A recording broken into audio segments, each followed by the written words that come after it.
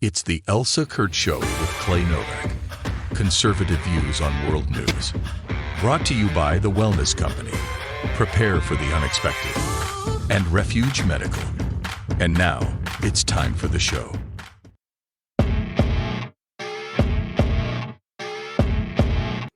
Well, hey, friends, welcome back for another episode. Clay and I are ready to talk about all of the stuff and things, right, Clay?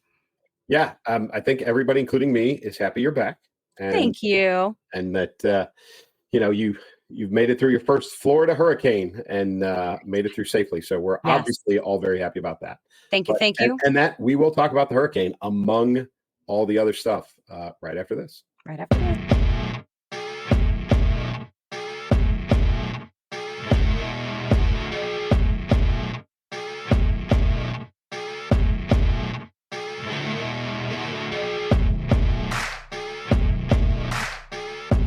Oh, hey, my friends. Yeah, so we'll touch like super briefly on the hurricane, and then we'll go in depth in it and a little bit more. But just to follow up on that, yes, my first, I don't know how it's possible, but that was my first Florida hurricane. We were so fortunate to have gotten very little effects from it, high wind, some branches down and everything.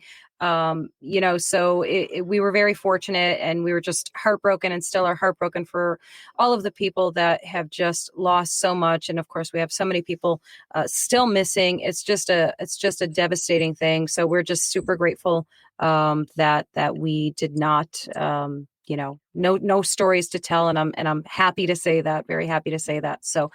But before we get to all of that, let's kind of backtrack a little bit and go to the big topic. Now, I got to ask you, any surprises for you on this?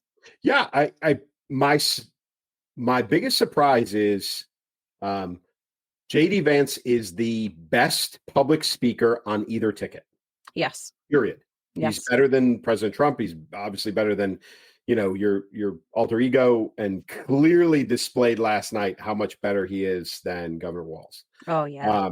He was all night long. He was on it. I think there's maybe one little fumble, but in a 90-minute debate, to have maybe one little fumble is extraordinary. Right. He was so very put together that it surprised me. And it wasn't. If you watch the difference, Walz was, every opportunity, scribbling notes. I don't think that I saw him take a single note, write a single thing. I might have missed it, but I didn't see it. And it was just clean, well-spoken, very articulate all night long. Like it was, that amazed me. It really was exceptional. Yeah. Let's stick with him for a minute. Yeah, and I can echo that easily. So poised. I loved his calm, respectful demeanor. Everything about his presentation, the way he handled everything, the way he handled the fact checking. Right? Beautiful. How about that? Beautiful. That was spectacular. He was, dare I say it, he was presidential. I honestly, I said this last night. He potentially put himself as the front runner for 2028. Yes. 90 minutes. Yeah. He is the heir apparent, clearly the heir apparent for the Republican Party. I can't imagine anybody else out there who is that put together. And oh, by the way, after he gets these 4 years of experience as the VP, like there is going to be nobody more qualified than him. But yes, he is that guy. He's what they want him to be, which is he is the next generation. He's younger. He's got all the tools. Yeah, very, very impressive. Yeah, super impressive. And I think that is for concerned Republicans. And it's realistic to be concerned. Trump is, how old is he? 77? 9, 8. Yeah. Okay. Yeah, he's and sure, he's strong like bull, shows no signs of stopping or slowing down, but time is time. It is what it is. And there is always realities that someone in his age bracket, anything can happen. You need to be able to say, well, if God forbid, that happens while he's in office, at least we know the guy that's right behind him can handle the job, and we'll feel comfortable with him in that role and safe, which is like the biggest thing here, really. So that would be the question probably to the Kamala supporters, which, I say tongue in cheek because that's not a real thing. You guys look at, you're looking at Walz as the guy that, if God forbid something happened to the leader of the country, that's the guy you want running the show. Think long and hard about that. Yeah, there was a lot of, Shapiro regret last night. He was the other front runner that Right. Shapiro out of Pennsylvania was the other front runner for the ticket, and he is more put together than Walz. So, there was a lot of regret, buyer's remorse, whatever you want to call it, with Walz last night after it was over with. I can promise you that Democrats in the know were sitting there going, why this guy? Why, when we had Shapiro, was it this guy? It's a difference in, I think, methodology. I think that, anybody who's been in business, which, obviously it's Trump's wheelhouse, that's what he does, is you surround yourself with great people, and really, really smart business people make their number two as good or better than they are. Right. Because I hate to say it, then they can relax a little bit. Yeah, absolutely. Smart leadership, right? And the Democrats are the opposite. They want their number two to be dumber than they are, so they're not a threat to the throne. Yes. Right. And if you go back and you say, I'm President Obama and I need a VP dumber than I am, and he picks President Biden, and then President Biden says, I need a VP dumber than me, and he picks Kamala Harris, and then she says, I need a VP dumber than I am, and we end up with Walz. So that's I think that's how they ended up where they are. Because, that's actually the question I was going to ask you, Clay. Like, if you could speculate, why him? And I think you just hit it right on the head. I think that's it in a nutshell. Yeah, I think that's part of it. I think there was this assumption that he was going to appeal to Midwesterners, which he doesn't. No. He doesn't pull Midwesterners as, because he's further left than she is. I mean, if there's anybody that's close to communism, it's actually him. Right. And so, you can say Midwest all you want, but, like everybody else from states like Minnesota, he got elected by Minneapolis. He didn't get elected by the rest of the state. Very much like Governor Pritzker in Illinois got elected by Chicago. And Governor Shapiro, in Pennsylvania got elected by Pittsburgh and Philadelphia. So he doesn't necessarily pull Midwest values into the mix, which I think not at all. Right. But and he's a white guy, and I hate to say that there has to be a balance, but when you've got, Kamala Harris and I'm not going to, go down the President Trump route, whether she's black or Indian or Caribbean or whatever you want to, right. She's a woman of color. And I think they looked to balance the scales with a white guy. I just think they picked the wrong white guy. Just so they could appeal to everyone, right? In their mind. The whole touch on it just for a second. The whole debate over her ethnicity, her color. On its surface, absolutely, it's a ridiculous thing to even be discussing, because realistically, who actually cares? And the only reason anyone cares is because she has been portraying herself as one thing, which she's not. Potentially, I don't really know. Candace Owen has been doing the deep dive on that. Yeah, she has. Like real deep dive. Which was pretty wild. I mean, she's brought up some interesting stuff. I have not followed that closely because, frankly, I don't care enough about that for it to be an issue. I get why it's an issue for people. It's the lying thing, all of that. It's, it's the pandering potentially, but the pandering is nothing new from them. I mean, we see it constantly. This is their game that they play. And shame on everyone who falls for it every single time. So she's not new to this. She's just carrying on a tradition of pandering to whatever crowd she's standing or sitting in front of, So, I mean, whatever on all that. Back to the debate. Walz, man, right from the beginning, he looked like a deer in headlights. It was bad. It was so bad. And it was so definitive. Within minutes, people were like, oh, yeah, well, this is a foregone conclusion here. He tanked and Vance excelled probably even exceeded expectation for some people. I don't know what everybody was expecting from him. I think anyone who has been following him and paying attention to him knows that this would have been the case. But you mentioned blunders before that Vance made, maybe a slight misstep. I mean, want to talk about missteps? I've got a couple for you. Let's see. Let me do the little one. This is very short. So I've become friends with school shooters. I've seen it. What? We all heard it. We all heard it. We all heard it. That was a big, like, if you were looking down, you went like this. Yeah. Right? Like, that was, wow, what a slip. And this one's a little bit longer. But I want to be able to discuss it for everybody. So take a watch. Governor Walz, you said you were in Hong Kong during the deadly Tiananmen Square protests in the spring of 1989. But Minnesota Public Radio and other media outlets are reporting that you actually didn't travel to Asia until August of that year. Can you explain that discrepancy? Yeah, well, and to the folks out there, I didn't get at the top of this. Look, I grew up in small rural Nebraska, town of 400, town that you rode your bike with your buddies till the streetlights come on, and I'm proud of that service. I joined the National Guard at 17, worked on family farms, and then I used the GI Bill to become a teacher, passionate about it, a young teacher. My first year out, I got the opportunity in the summer of 89 to travel to China. 35 years ago, be able to do that. I came back home and then started a program to take young people there. We would take basketball teams, we would take baseball teams, we would take dancers, and we would go back and forth to China. The issue for that was to try and learn. Now, look, my community knows who I am. They saw where I was at. Look, I will be the first to tell you, I have poured my heart into my community. I've tried to do the best I can, but I've not been perfect, and I'm a knucklehead at times. Stay with us. We'll be right back. I am Joseph M. Warner, the host of Constitutionalist Politics Podcast. Hoping you will tune in every weekend. Also hoping you will watch for the companion Constitutionalist Politics book, Politics from a Christian-based U.S. constitutionalist perspective. Thank you all. Take care. God bless.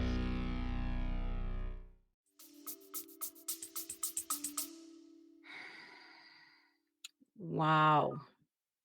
Wow. And let me just repeat. The question was, you said you were in Hong Kong during the deadly Tiananmen Square protests in the spring of 1989, but reports say you didn't travel to Asia until August of that year. Can you explain the discrepancy? Which she repeated the question. And, he tried. I know what he tried to do. He tried to do the Kamala Harris thing, the word salad. Let me tell you, if the question is, can you tell us how you're going to fix the problem? And she says something along the lines of, well, let's talk about the problem and the root of the problem. And when you have the roots of a problem, and I feel like they were like, just do that, Tim, and it'll be great. You got this. You don't have to answer. Just take up all the time and nobody will notice. And it didn't work because he did it so bad. It was so bad. He didn't confuse anyone. He just sounded so dumb, and it was so blatant that he's trying to distract. He sounded like a knucklehead. He sounded like a knucklehead. I mean, and that's the other part of that. Can you imagine? Do you want a vice president who just bumbles about and says, "Well, I'm just a knucklehead. What can I tell you? Yuck, yuck, yuck." Come on. I mean, that was disastrous. The difference between him and Vice President Harris is he knows he's a knucklehead. It's the only difference. She doesn't even realize how dumb she is. I mean, that's part of the problem. Mm-hmm. But he, the all shucksy kind of homey kind of thing. Mm-hmm. The last time somebody played that game was President Carter, who just turned 100, by the way. So crazy. First president to ever, reach that. But it's wild. He did the "I'm just a Georgia peanut farmer," kind of thing. Mm-hmm. And it played well in the beginning, but really he was incompetent, as a president. Great diplomat afterwards, but as president, he was terrible. And Walz tried the same trick. And he's, the reality is like you said, he was trying to talk his way to cover up, to sidestep a lie that he's been another lie that he's been calling. Another lie. Added to the list. But he's a glory hound. He's a glory seeking person. He wants the attention, and that's what drives all this. It's not him being a knucklehead. It's him not having the ability to, deal with real life. Right. He was in China around that time, but not at that time. And for him, I think it bothers him that he missed it, Yeah. which is like some weird FOMO thing, I guess. I don't know, but it's the same thing as, I went to combat. No, you didn't. No, you Everybody didn't. else did, but you didn't go. Right. It's those kinds of things that you just can't trust the guy. Yeah. And that right there, I'm just a knucklehead. Yeah, you are. And we can't have that wandering around the White House. Right. It doesn't work. Yeah. There's no winning on this for you, Tim, because if you're a knucklehead, nobody wants you with the important task of being the second in command. Absolutely not. And if you're not a knucklehead and you're just like, and I like that term. I think that fits perfectly. A glory hound. If that's what you are, nobody wants you because you're basically a coward. You want to be adjacent to the action and then claim that you were in the action and then you get caught. And this is obviously a pattern. This is not a human being that you want in any kind of leadership role. And it boggles the mind that he's even where he is at this point. Like it is mind boggling to the fullest extent that who he's the pathological liar that has told the lie enough times that he believes that it happened. He in his brain somewhere, it has become and it's almost, the other thing that stuck out to me, and this is kind of in the same vein of the lie, is you notice they stopped calling it the Biden administration last night.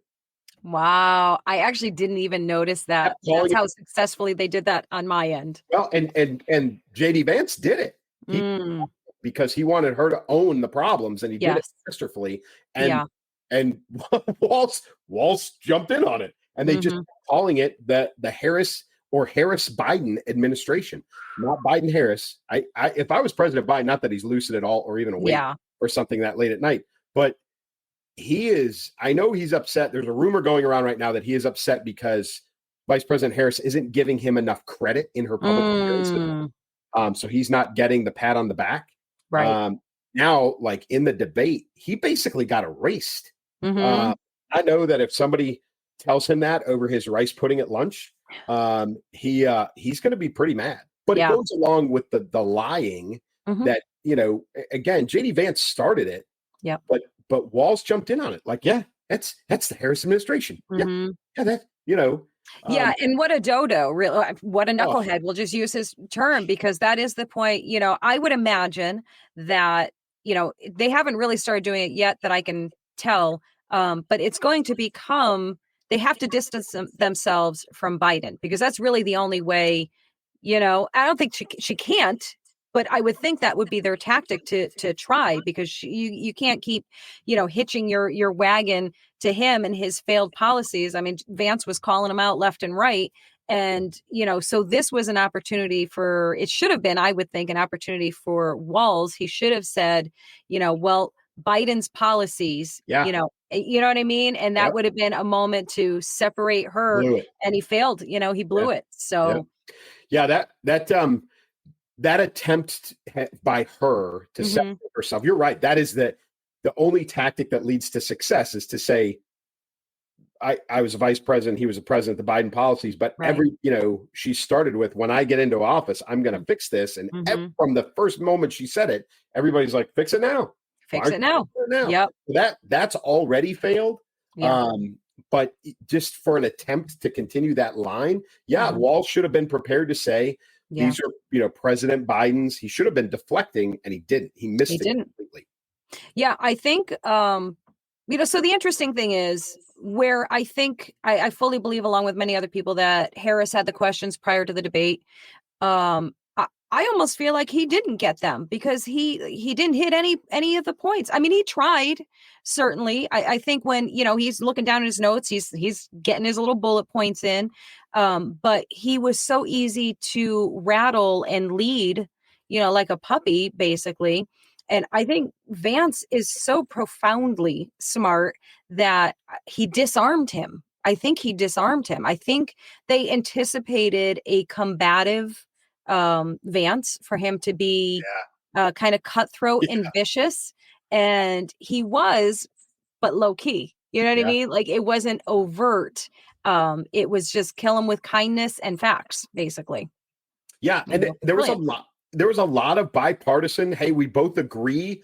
Yes. Conceptually, like Vance did it a lot, and he was very, kind of all embracing. We both agree that this is an issue. We both agree that this needs to be fixed. We disagree on how to fix it. Right. He didn't give Walz any space. You know what I mean? Like, only when it got down to the absolute details, and truthfully, he had the details. He quoted, Vance quoted the Minnesota abortion law to the letter. Yeah. And Walz was like, that's not what it says. If you watch social media after that, like 10 million people posted screenshots of the abortion law from Minnesota. That was like, yeah, that's exactly what it says. Right. And Vance came with all the receipts afterwards, shortly after all the receipts, posted them, basically said, here you go. Everything I said is 100% factual. So knock yourself out trying to dispute that. The other thing I wish he had kind of kicked back at Walz with that whole abortion issue. Walz, of course, was denying the whole late term abortions and all of that stuff. And there is a clip, and if I still have it, I'll put it up here. And my record is so pro-choice, Nancy Pelosi asked me if I should tone it down. I stand with Planned Parenthood, and we won. Wow. And he wouldn't. So that's a real clip. I'll put it up there. I really wish that Vance had, pulled that out of the arsenal, because that's a, pretty stellar, because he's trying to kind of downplay his hyper creepy pro-abortionness. Yeah, that was I think what Vance went in with, because, Walz used the typical, it's almost like the State of the Union tactic, where they pull the name out of history and say, right. Jane Doe, blah, blah, right? blah. And you put a name to the tragedy, right? And it humanizes it, and it makes it a thing. And I think what Vance's, strategy was, you can't dehumanize it. So he was in a little bit of a little bit of a box, which he handled very, very well. Very well. But he, there was that whole, like, you can't dehumanize the issue. And it's, he handled it probably better than almost any Republican that I've heard in the last 20 years. It was smart in every possible way. I think that, had he come in with that hard, or that perceived hard Republican stance on that, and he didn't do that. He came in with a very gentle touch, really, and kind of like a, I don't want to say open-ended, but an openness, I guess I would say, to, like, this is a conversation, that we're willing to have, and, try and find some ground here where everybody can be as happy as everyone can be with this. Made great points. He just stayed. It was so refreshing to see. I would say it was one of the best debates I've ever watched, to be honest with you, in that arena, because it was a genuine debate. Yeah. It wasn't, Yeah, they both behaved themselves, which was nice. Yeah. There was only there was a little bit of, exclude the moderators, and like they conversationally were back and forth, which, the moderators, as usual, were terrible. Awful. But they were smart enough at the right times to stay out of the way of that conversation. And they really did kind of let it go. And actually it became a debate forum, and it was nice. It was a nice change. Vance with the abortion thing, it's an interesting approach. And he the direction he took it was, we have to find better family solutions, which, is a softer, stance than, anybody's on the Republican side has taken over the last 20 years. So that was good. But, I think his go-to, because I heard he said it enough, and I know that it's a little bit of a bumper sticker, but I think when he kind of got into a bit of a jam, or he didn't really, which wasn't often, but if he wanted to make a point, he kept going back to, it's about the economy, and the economy is driven or is messed up right now because of the border policy. No matter what they were talking about, I think in his head it was, connectivity to the economy and then connectivity from the economy to bad border policy. He could draw in housing. He could draw in inflation. He could draw, it didn't matter what it was. He could, if he could pull it into the economy, he could pull it into the border, and he kept going after the border. So he was better prepared with his outs. You know, if you're a poker player, he's better prepared with his outs than Walz was. I don't know whose Walz's prep team was, but they were terrible. Or maybe he is, or maybe he's just a knucklehead. And it might be just the knucklehead that he claims to be. You know, he may be just exactly that. But Vance was really, really smart in his choosing with, you know, his what do you call it again? What did you call it? His, not his fallback. What was it? Oh, his outs. His outs. There you go. Yeah. He was very smart with his outs because they knew, they knew that, you know, in those polls, when people were, you know, getting these polls, that that was where they were scoring very high, that people really agreed that, you know, we got to do something about this illegal immigration problem that we have. So he knew that going in. So keep driving home the point that people really resonate with on both sides. Like that was a universal sentiment from, you know, whoever the heck was polled, that everybody's pretty much in consensus. This is a problem. We're having a big problem. So like you said, keep bringing it back to that. And he was able to make those ties, those connections. Like you said, housing, you know, why housing is and will continue to be unaffordable for the American people, so on and so forth. So that was, the guy's just amazing. I mean, I can't. His two big moments, though. One was fact checking the fact checkers. Yes. Right. That was awesome.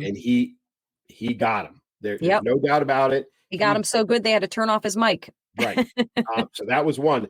And the other one was, he was the first person I know all of us have been kind of screaming this along the way, but he was the first person to say out loud, where he's like, you know, Governor Walz, I don't envy you. I feel sorry for you, because you have to stand up here and you have to talk about how great her performance has been and hasn't been. And you have to talk about how great her policies are, and they're not. And you know they're not. And I feel sorry for you for being stuck on this bandwagon. You know what I mean? Like that whole kind of, it was like not a rant, but it was just like, that statement was so impactful that it wouldn't matter what Walz said after that for the rest of the night. It was just like, you know, I'm sorry, buddy. You got fed the sandwich, and now you got to eat it, you know, and that's really what it was. Yep. Sucks to be you. I feel bad for you. And Walz is such a dolt, you know, that he was, he didn't know what to say. I don't think he knew how to handle that. You know, I think what they mentally, literally prepared for was nothing like what they actually got with him. You know, I think they expected snarkiness and, you know, outright hostility, and they were unprepared. They were unprepared. And, you know, Vance is just way, way too smart for all of them. Yeah. Okay. So we laid this out. Now, do you think any of that moved the needle last night? Do you think that moved the needle at all with voters? You know, I actually think that it could have. I think it could have. If anybody came in with even a remotely open mind, you know, or just simple curiosity, it's hard to, you know, we are by nature, we're a little bit on the superficial side, right? It's just a human nature thing. We like things that are packaged attractively, and we just like it, right? Obama is a perfect example of a wonderfully packaged pile of stuff, you know, but articulate, you know, and I hate to make the comparisons because we're, you know, it's apples and oranges, but, you know, I'm talking about an aesthetic, really. The aesthetic of JD Vance versus Tim Walz. I mean, if you went with that alone, if our superficial voters were going on anything, you know, they would probably go, I like him. I like the way he sounds really smart. I'm going to vote for him. Let's face it, there is a portion of our voting population. I don't want to say it's a huge portion, but they're not really voting on issues. They're voting on likability. And I feel like Vance gave an incredible amount of likability balanced with intelligence. And I think he was just the whole package. It sounds like I have a crush on him. I honestly don't. I just think he's that good. No, I mean, so moving the needle for this election, even a little bit's going to matter. I feel like it really could have. Because in the 6 battleground states, which are going to determine the election, Yeah, they're going to be close enough where a 3%, a 2% needle shift is big. Yeah. So if it moved it that much, I would tell you that, while Walz in some places he may not have lost ground everywhere, but he didn't gain ground anywhere, like literally nowhere. Right. So, Vance may not have gained ground in some places, but he did gain ground in other places. So there is a plus, I think, overall to the Vance side. I did love, like you said, his purse, his likability. They're calling it the Vance glance now. Have you seen it? So when he was like turning and then he was like breaking the fourth wall and like looking at the camera. Yeah. Love it. It was brilliant. It was great. But I agree with you that, that I think there was a potential for a slight needle move, which could be significant. Yeah. Because if you think about your lukewarm Trump voters, that they're like, I mean, I guess I'm going to vote for him because, I've got to, but maybe I could be swayed the other direction if they come across good enough. I think Vance solidified for them. Like, no, because this guy's next, he's in the wings. I'm good with that. That'll work for me. And then you're undecideds. I mean, we're always talking about the undecided voters, What about October surprise, right? They always talk about the October surprise. I know. Do you think there's still one out there? Do you have any prognostications? The way things have been going, I can only imagine that there will be, right? I mean, I really actually hope not. I would like for us to be done with surprises and shocks, especially in light of, everything that's been going on with Trump, all these attempts, that's my mind. That's like the first place it goes to, that it just gives me anxiety. So I'm hoping for no October surprise, but I won't be surprised if there's a surprise. How about you? No, I think so. There has a potential in it, and it comes from, one of our next two topics. Where are we going next? The dock worker strike? Is that we can next? go there next? Let's Sure. go there next, because I think this is the one that may generate a surprise. And I know that the Democrats are working to not have this impact anything. But this has the potential to. Yeah. So for those, I think everybody is tracking this already. So the International Longshoremen's Association, which are the dock workers for the entire East Coast, went on strike. 36 hours ago now, give or take a little bit. Monday night at midnight. Yep. Or Tuesday night. Tuesday, right? Yeah. Whatever it was. So the impact of that, if you don't know what a longshoreman is or a dock worker, is that every container load, everything that comes in and out of the ports from Maine to Texas has stopped. None of that stuff is being offloaded off of ships or loaded onto ships. Now, this guy, Harold Daggett, if you've seen this guy, he is the head of the Longshoremen's Union Association, whatever it is. This guy is a mafia criminal. Right. He has said, out loud that he is using this to get what they want, and he doesn't care. It is really extortion to an extent, right? Yeah. And what they're asking for, the two biggest things that they're asking for, one is over the next 6 years, a 77% pay raise, understanding that the lowest paid dock worker in the Longshoremen's Union starts at $81,000 a year. Wow. Okay. Wow. So starts at 81,000. Some of these guys are up over 200K with overtime and those sorts of things. So they're asking for 77 total percent over 6 years. And they're asking for, one of their negotiating points is no more technology on the docks. So they don't want automated cranes. They don't want any of that stuff because they want the work, right? Yeah.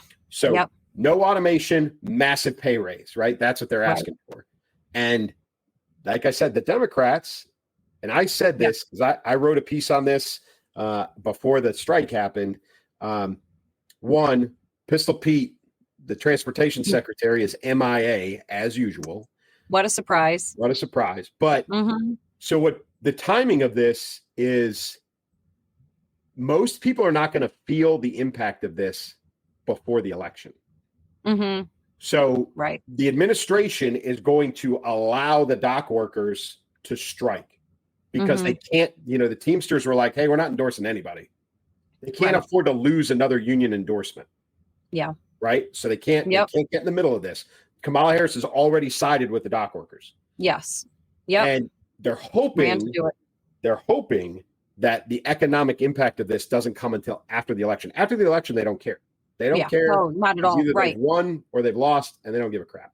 Yeah. So this has the potential to be the October surprise if it swings in a significant direction against the Democrats. If the impact is felt, this could be the absolute crushing blow to Kamala Harris. Yeah, it's really interesting to me. So this Daggett, he endorsed President Biden, but then he got mad at them as the strike drew closer.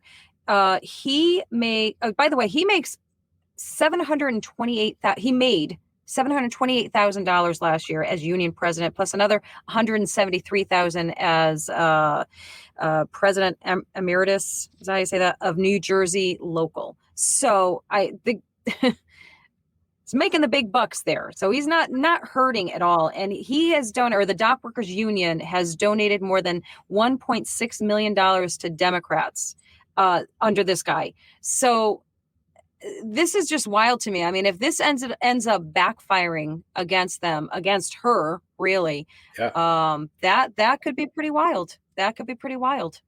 Yeah. So for the average consumer, what you're not going to see right away, although it's already there's a little bit of panic buying started, and I'm not going to be. I don't want to be the person to make this worse, but there is some COVID toilet paper panic buying already starting. Yeah. I believe it. I believe it. American produced, goods are fine. We're not going to have a shortage, including perishables. So if it's U.S. grown perishables, we're fine. Right. Yeah. Coming in, you're going to see a shortage of bananas. You're going to see a shortage of coffee beans. You're going to see a shortage of those kinds of things. Right now, can they move it all to the West Coast? Possibly. Is there going to be some loss of product, on its way? Probably. But what the economic impact is going to be when exports are no longer going out, right? So we're not going to have critical shortages of, need to have things to live, to survive, at least in the near term. But our agriculture, the wheat, the corn, the soybeans, all that stuff that gets exported, if it doesn't go out and it goes bad, oh, by the way, it's harvest time for those of you that don't understand how that works, right? That stuff's all got to go, and it's got to go quickly. So our agriculture industry, all the way down to the individual farmer, is bracing for a catastrophe. Yeah. Because this stuff has the potential to be completely lost with no, again, we'll have it here in the United States and it'll drive prices down, which will be nice if they can't export it. But if they can't export it, it's an economic disaster for the agriculture industry. So, this strike is, again, probably not going to feel the immediate impact. But if panic buying starts and you start to see shortages in the stores, it could turn very bad for the Democrats. Has Trump spoken out yet on how he would handle this?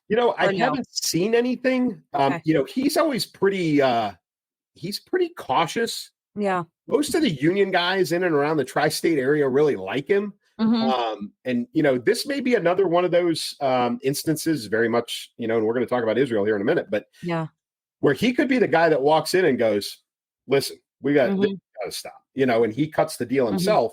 He has that potential. Right. He also has, which Kamala Harris doesn't have, that he has the Reagan, set of stones to be like, okay, you're all fired. Right. This is a national emergency. Yeah. You're putting the country itself at risk. We're not going to tolerate this stuff. Yeah. Kind of in the same vein of how Reagan handled the air traffic controllers, Trump may just be like, hey, listen, if you guys pick it and you don't go back to work and you stop things if you stop progress, we'll just start arresting you. You know what I mean? Like, he's the guy that will go in there and cut through the BS and get this thing fixed. Right. So no, I haven't seen anything from him, but he is a guy, again, he has the gravitas to walk in there and fix it. Oh yeah. Yeah, absolutely. Absolutely. Oh boy. Well, obviously that's going to be one we're all going to be watching anxiously. And to be honest with you, a little angrily too. My feeling after hearing all that is kind of like, how dare you son of a guns, like you're making money hand over fist. Yep. Wow. Yeah. That's and with the knowledge and the don't give a hoot that it could and would cripple our economy. Like, really? It's a bad look, bad optics, if you ask me, but what do I know?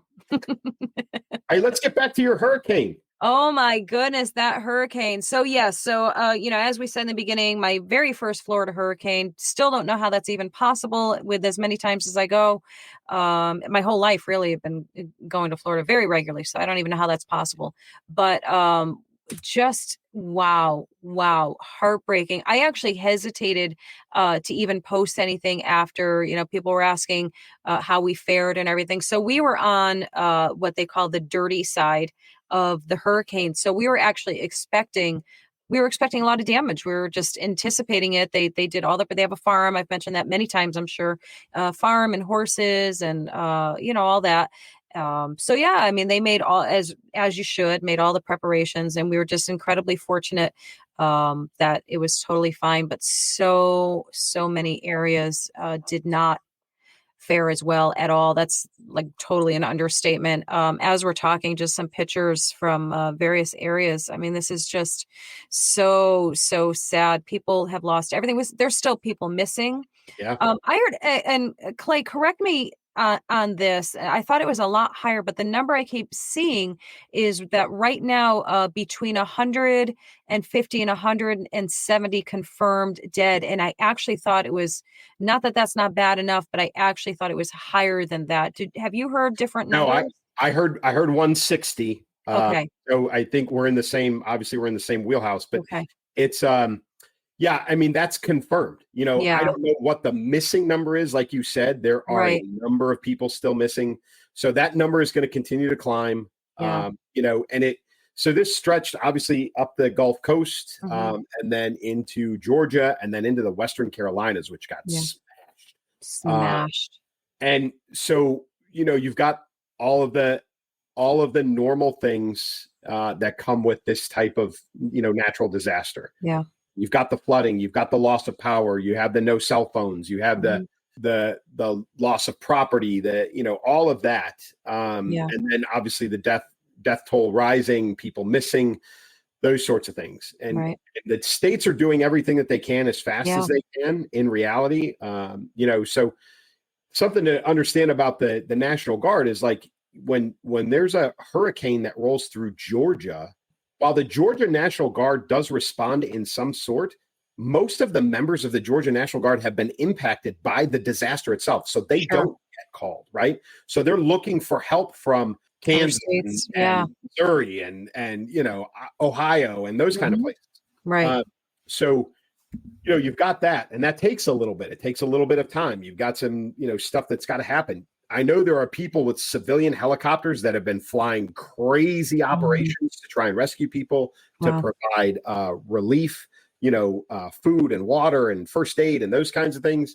I know they just today I saw pushed 1,000 troops out of what used to be Fort Bragg, now Fort Liberty, which is in Fayetteville, North Carolina, to the Western Carolinas to help out there, which my guess is you got a heavy medical and a heavy aviation element that's going out there to do all those kinds of things. But I mean, this is horrific because these are parts of the country that don't deal with hurricanes. Right. The Western Carolinas, I've been in the eastern part of the Carolinas when hurricanes have rolled through, and those people know what they're doing, right? Yep. Get to the other side of the mountains, and they don't deal with this. No. So parts of Georgia, same thing. This is it's compounded by people not being prepared for this because it's not a thing. Sure.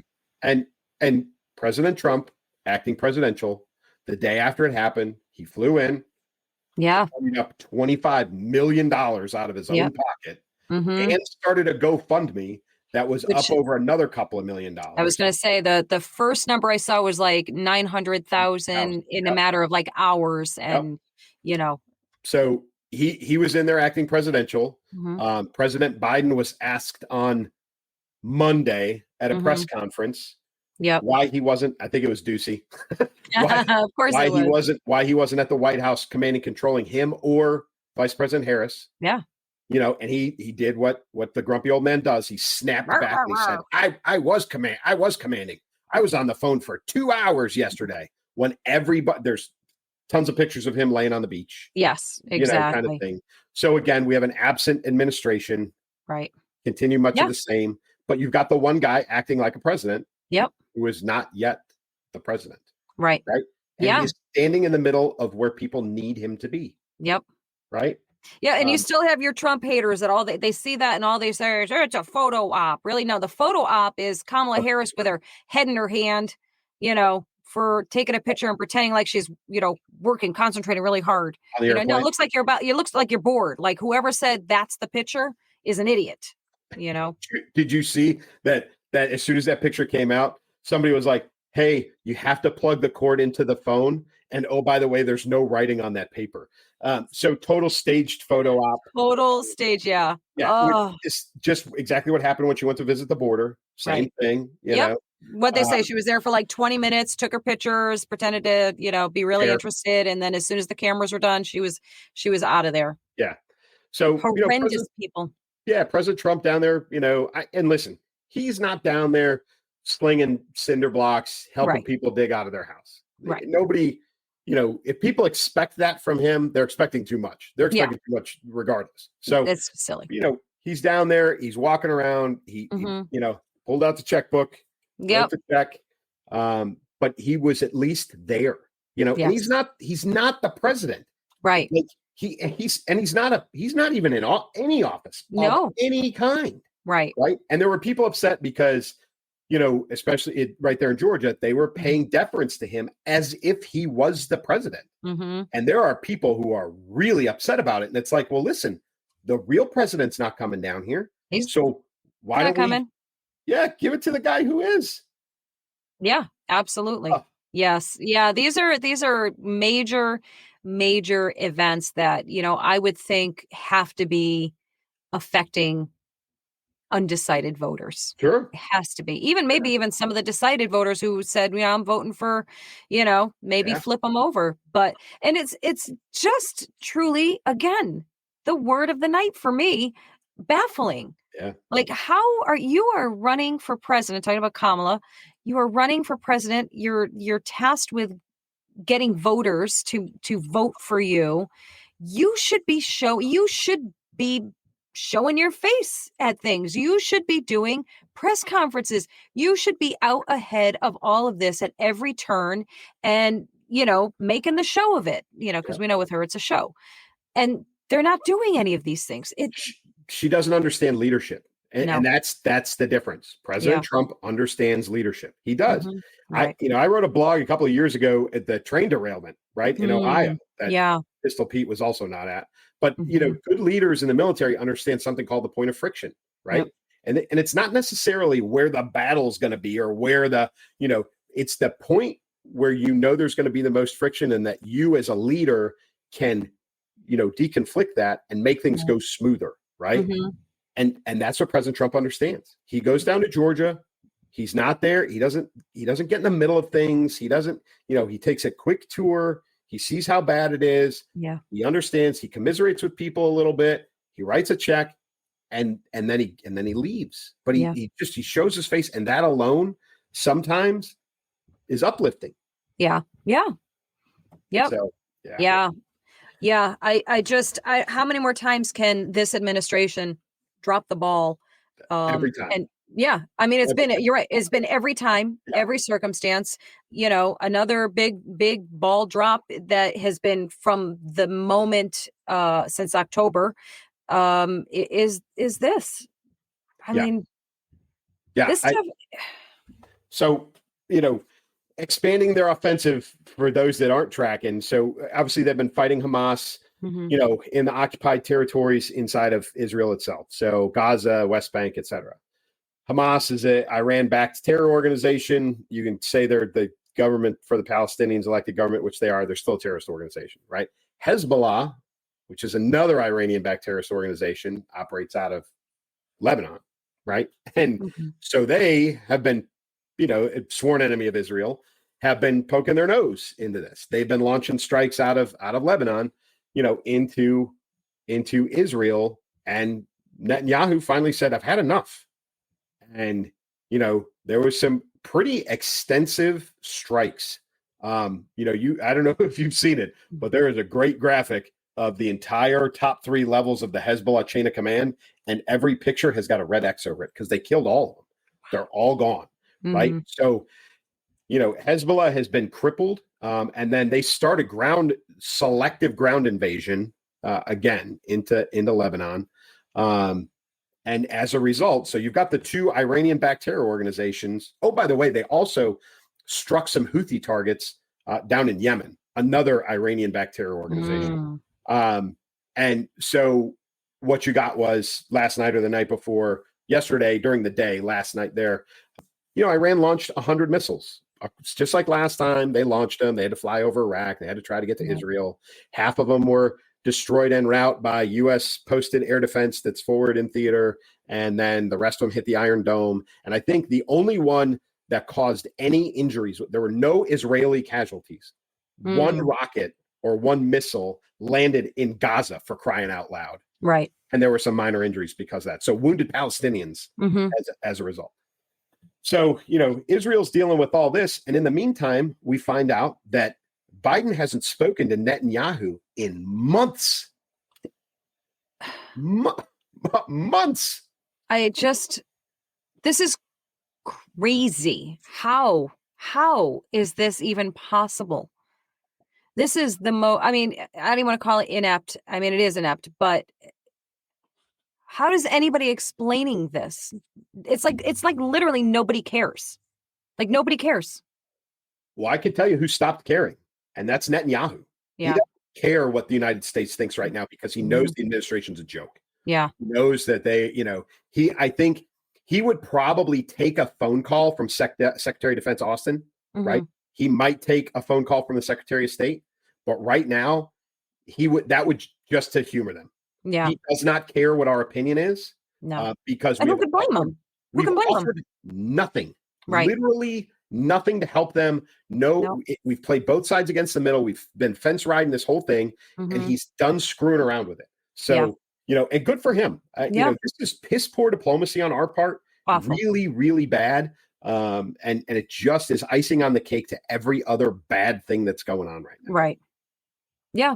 Well, you have Netanyahu going over to Mar-a-Lago to hang out with Trump, have that conversation with him. You have Zelensky showing up, meeting with Trump. I mean, these are, That didn't go well, by the way. No, it didn't. But he still showed up, still went and talked to him. I don't think he left happy. No. That's very interesting. Very interesting that they're like, well, we're going to have to deal with him. So, I mean, I think that's, to me, that's a clear sign that they all believe who the next president is going to be.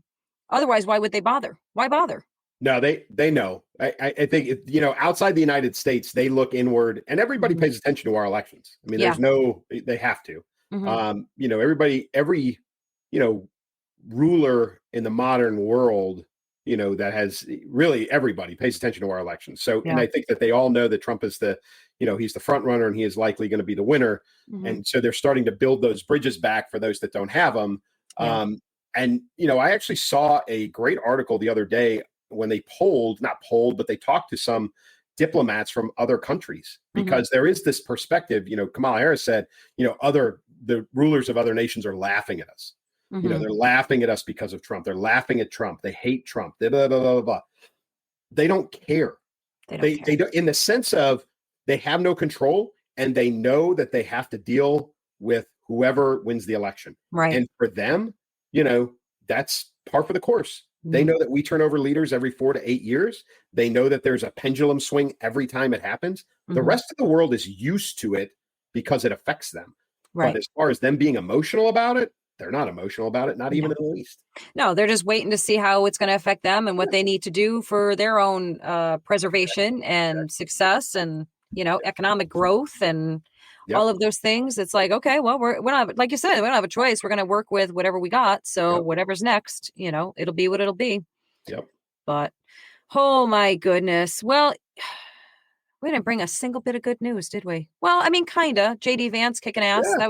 That's good news, right? Yeah. It was a That's good civil news. debate. Let's Yeah. just put that. It was two grown-ups Yeah. standing on stage, not slinging mud at each other. Right. Right. And that's all any of us want. Yeah. I'll take that as good news.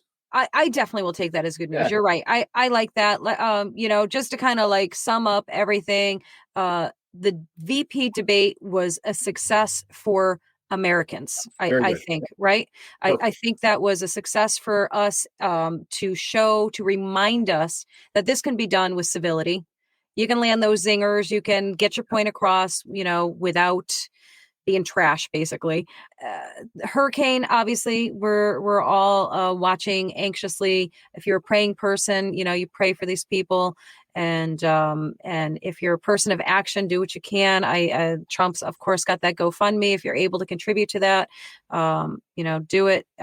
So many great people out there. Always when you have crisis like this, that's when you see humanity come out. So if there's any kind of silver lining to such an awful catastrophe, it's the people that come out and just offer help. So that's incredible to see.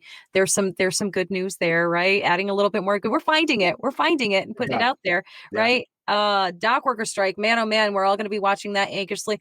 Don't go and buy all the toilet paper, guys. Please Just don't do it. Come on. You exasperate the problem tremendously by doing things like that. We're all going to be fine. So just calm down. Did we hit them all? And of course, Israel, we keep watching and praying for everyone affected there. Oh my goodness. It's been quite a week as usual. And by the way, Clay, as always, I have to say, thank you for holding down the fort last week. You slayed. The numbers were phenomenal, sir. You did a wonderful job. Thank you. I have been sharing. So people have been leaving comments in my comment section about the 700 people who signed yes. And they're leaving comments there. And of course, they're from the left, like, well, 700. Blah, blah, blah, blah, blah.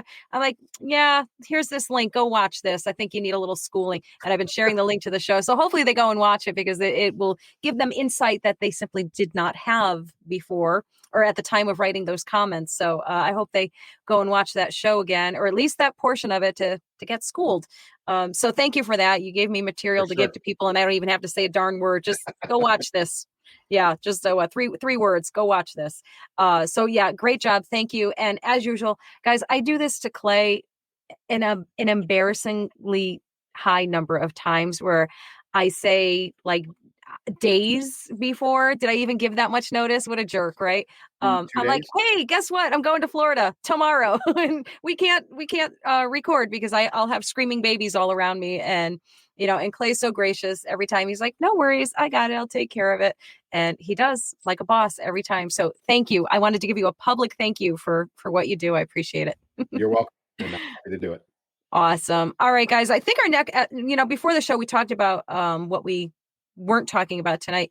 So I'm thinking our next episode, we're gonna touch on this whole P. Diddy. I even hate saying the name. It's so stupid. Gross. So gross, so skeevy.